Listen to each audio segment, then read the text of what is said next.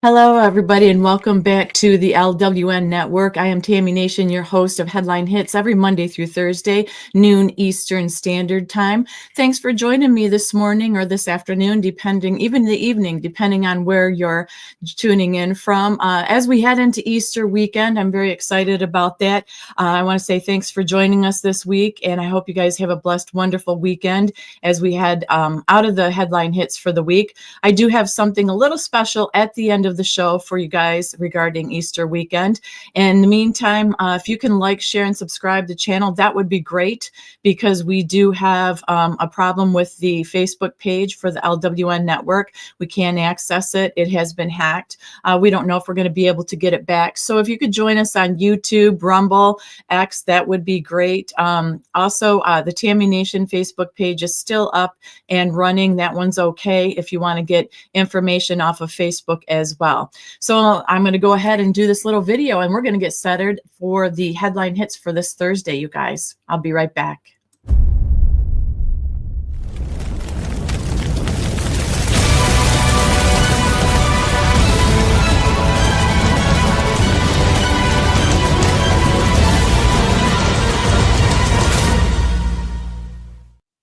It has been another busy week in the news, and today is no different. First up, we have more muddy waters for LETITA James. You've heard that name for many years now. The Trump administration on Tuesday did refer New York Attorney General LETITA James, who had targeted Trump for potential prosecution over alleged mortgage fraud.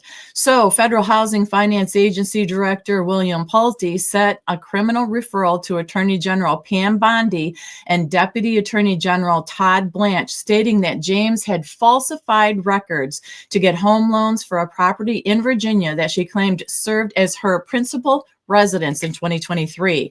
At the same time, she was serving a New York State prosecutor, and she alleged a falsification happened. It was alleged just weeks before, remember this, James began her civil fraud trial against the Trump organization, which she has claimed overinflated the values of many of the organization's properties. It's ironic, isn't it? James' civil fraud trial ended in a $454 million judgment. However, the Trump administration and organization is appealing that decision. Ms. James was the sitting attorney general of New York and is required by law to have her primary residence in the state of New York, even though her mortgage applications list her intent to have the Norfolk, Virginia property as her primary home, the referral said. It appears Ms. James' property and mortgage-related misrepresentations may have continued to her recent 2023 Norfolk, Virginia property purchase in order to secure a lower interest rate and a more favorable loan term. The letter also noted that in 2001, James purchased a 5-family property in Brooklyn, New York. However, she has consistently misrepresented the same property as only having 4 units in both building permit applications and numerous mortgage documents and applications.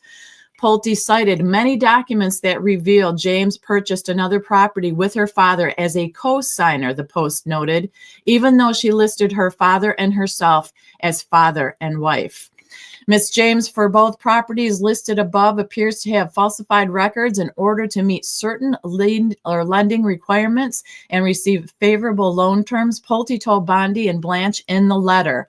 In a column on Wednesday, Jonathan Turley, a George Washington University professor and a New York Post columnist, said that the alleged false statements are particularly damning for someone who insisted that she had zero tolerance for such irregularities or errors in the financial filings. It is ironic, isn't it? She's sitting here calling Trump out about his properties, and we're finding this out. Turley said that the Justice Department has prosecuted those who have committed this common fraud, including a Puerto Rican man who had made false statements on a reverse mortgage about the property serving as his principal residence. So the law professor said that James may not be able to claim that a third party acted on her behalf and thus absolve her of the potential crime. She repeatedly rejected this claim during her civil case against the Trump organization. So once again, she's in muddy waters. She's doing things that she took after the president for doing and claiming. So we'll have to keep following this and see how this all holds out and bears out. Also, a couple little stories about judges. We've heard all about these judges and the blockades they've been putting in the way with Trump and his administration with these illegals and so on. And it's been tossing back and forth, wasting time, taxpayers' money, and so on. But Trump talks common sense regarding another judge's decision, stating, "Can you believe it? A judge ruled against us on 530,000 illegal migrants that Joe Biden flew over the border in his program to transport illegals into the country by airplane, saying that they can't be looked at as a group, but that each case has to be tried individually." These are your judges, you guys. Based on the court system, Trump says, that would take approximately 100 hours. What is going on with our courts? They are out of control completely. They seem to hate Trump so much that anything goes. We are trying to bring our country back from the destruction caused by the Democrats and crooked Joe Biden.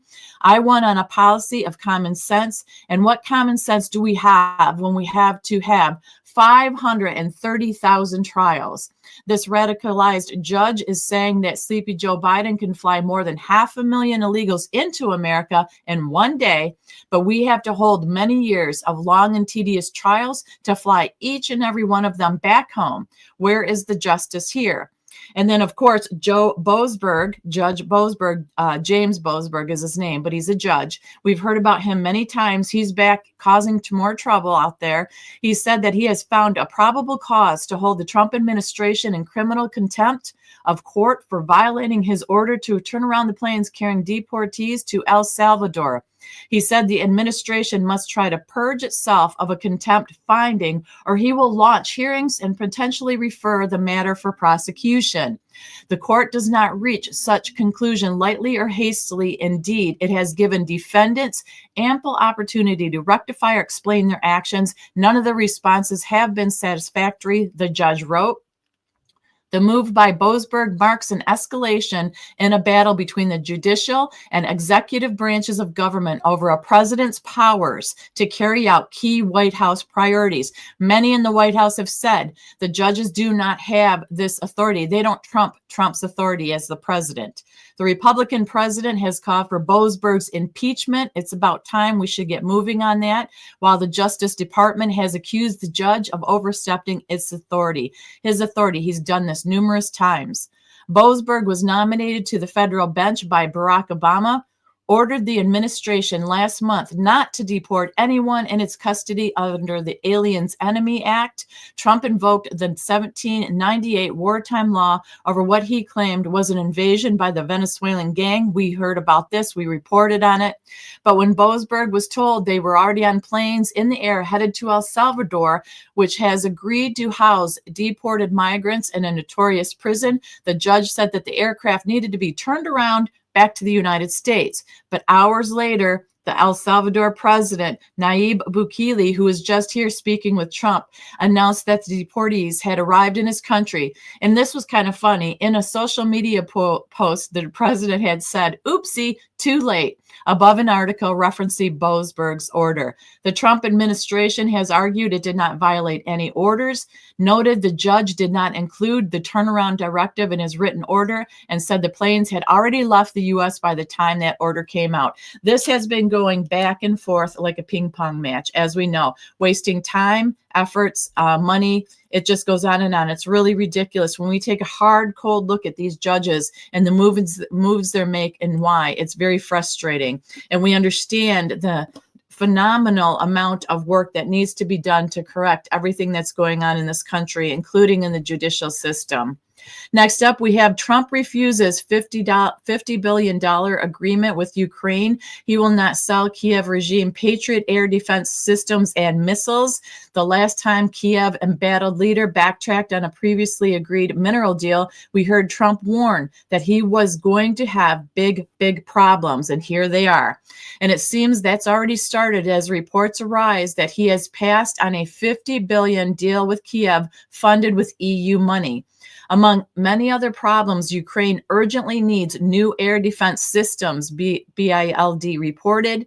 Since only in the U.S. the Patriot missiles are manufactured, and the president has already made it clear before taking office that he no longer wants to provide Ukraine with free aid deliveries, Ukraine President Zelensky has now grasped at the last straw.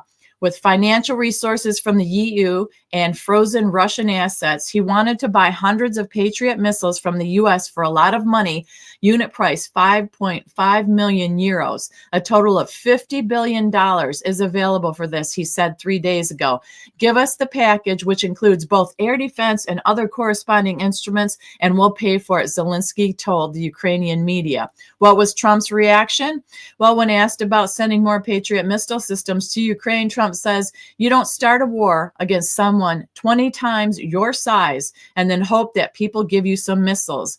Also, he urged other nations to halt the arms shipments to speed up peace talks. And as we know, the president has said all along, the ceasefire and stopping the death and destruction must be given immediately. It is senseless destruction of people's lives, young people's lives. Yet Zelensky went all out with wanting more missiles. So this is still, I think, far from being negotiated or anything being done. It's rough out there when he keeps flipping and he wants more defense systems. And Trump said all along, we're not doing it. Peace is where it's at. Peace is what we need to work on. Next up, we have Tesla in China seeing some stalling of production. Tesla has halted new orders for its Model S and Model X vehicles in China as the communist country and the USA exchange blows in an escalating trade war. We're well aware of that. Unlike several other Tesla EVs, Elon Musk's company exports S and X models to China from the United States. Reuters reports that as an ongoing trade tension between the U.S. and China, Tesla has suspended taking new orders for its Model S and Model X vehicles on its Chinese website. Both models are manufactured in the U.S. and then imported to China, making them vulnerable to the recent tariff hikes imposed by both countries. China raised its tariffs on the U.S. imports to 125% on Friday, following the President Donald Trump's decision to increase duties on Chinese goods to 145%. So the escalation in the trade war has made U.S.-made cars more expensive for Chinese consumers compared to locally produced electric vehicles. And the impact of the suspension was evident on Tesla's Chinese website, where new orders for the models are no longer available. Although Tesla did not provide an official reason for this decision, the timing strongly suggests a direct correlation with the intensifying trade disputes. So actually, the Tesla CEO, Elon Musk, has harshly also criticized the use of reciprocal tariffs, including bitter interpersonal attacks against Trump's economic advisor, Peter Navarro. Those two have battling back and forth. Elon Musk has continued his public feud with Trump's advisor for his role in implementing reciprocal tariffs, calling him a moron, a retard who is dumber than a sack of bricks. A PhD in economy from Harvard is a bad thing, not a good thing, Elon said regarding Peter Navarro's degrees. He said it results in the ego brains, and that's a problem. And another comment that has been since deleted, Musk argued that Navarro ain't built SHIT. So Elon and Peter are not agreeing on some things, and tensions are definitely building there.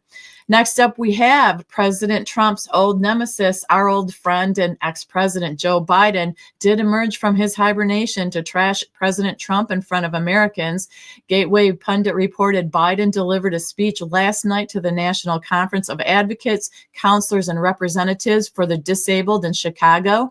This marked Biden's first major public speech since leaving office. After noting he once saw colored children on the school bus while growing up in Delaware, Biden lashed out against the Trump administration and Elon Musk's Doge team for cutting government waste and fraud. this, you can't make it up. He really said this. I can't believe it. This is what he said. Why are they doing this now? Biden complained.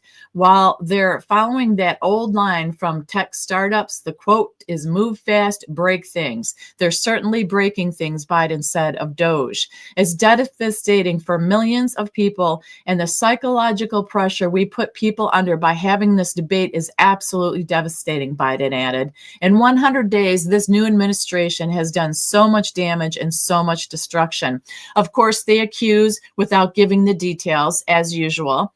Biden also started screaming out of nowhere as he accused Republicans of targeting Social Security. And as we reported yesterday, President Trump signed an EO cutting costs and loopholes to those that are not legally receiving the Social Security. He doesn't want them to do so anymore, like the illegals and people who are no longer alive that are still collecting Social Security. That is what this administration is doing. They're not taking it away from eligible people.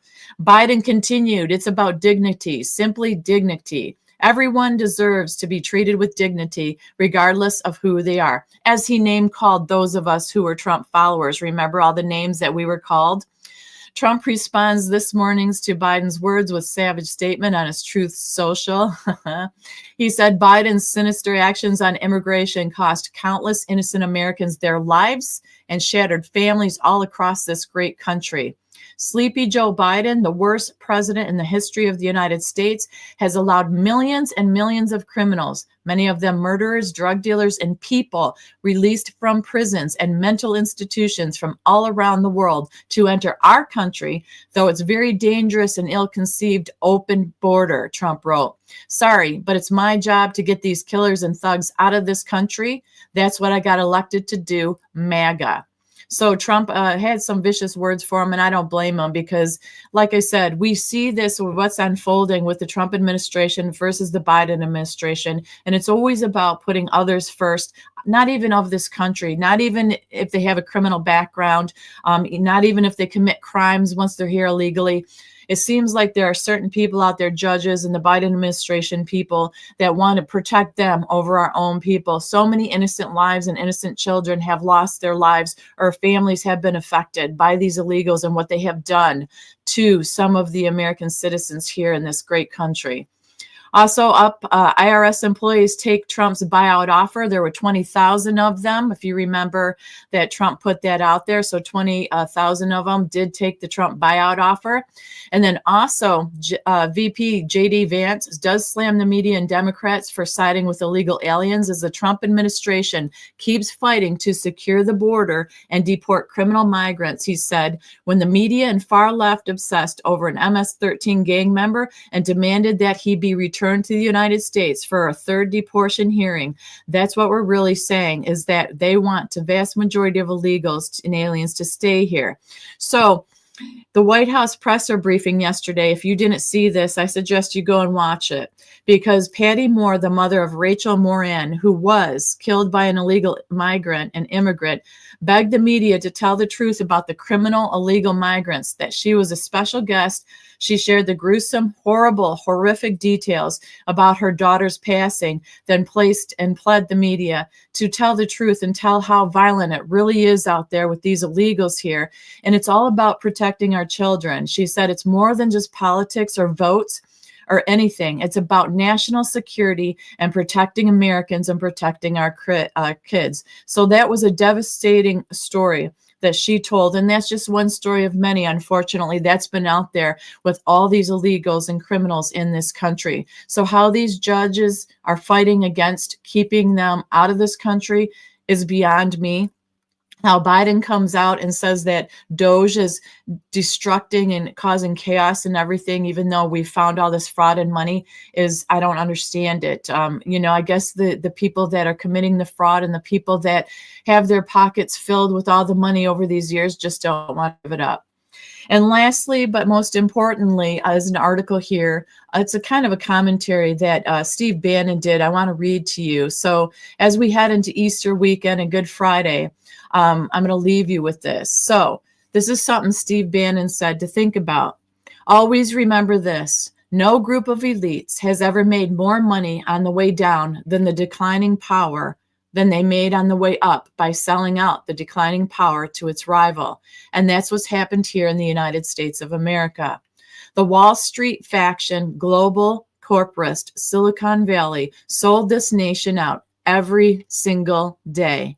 Not for ideology. This makes it even worse. If you think they had some sort of belief in mankind, or maybe communism is the way and that's all, no, they are neo-Marxist culturally because they are godless, atheist, demonic, but they sold it out for money. They did exactly what this week on Thursday Judas did to Jesus Christ. They sold it out for their 30 pieces of silver. So that's pretty powerful words. It's something to think about. Steve Bannon, as we head into this Easter weekend, I'll be back Monday, noon Eastern Standard Time, for another version of Headline Hits. That's it for the week. But for this Easter weekend, I pray that you all have a blessed and wonderful Easter weekend. Pray for this country and our leaders. Pray to have the strength to fight, to keep going, to get this country back. Pray for clarification, even in your own life and direction of what you can do and be a part of to get this country back. What kind of voice do you have for this country, and what can you do? Because each and every one of us can make a big difference, and we just have to keep in the battle. We have to keep in the fight. There's too much to lose if we don't. So I think as we head into Good Friday tomorrow and Easter weekend, it's a really good time to regroup, slow down, pray, think, and stop and listen what the man above has to tell you and suggest to you and say to you as far as what your mission is each and every day as you live your life. Some people are going to be in front of a camera. Some people will be behind a camera, and some people will be fighting the good fight on a local level. Everybody has a mission, and it's our job to figure out what our mission is and then have the strength to follow it through. So that's what I have for you. You guys have a beautiful, wonderful Easter weekend, and I will see you guys back here on Monday. Once again, thanks for joining me. Bye-bye.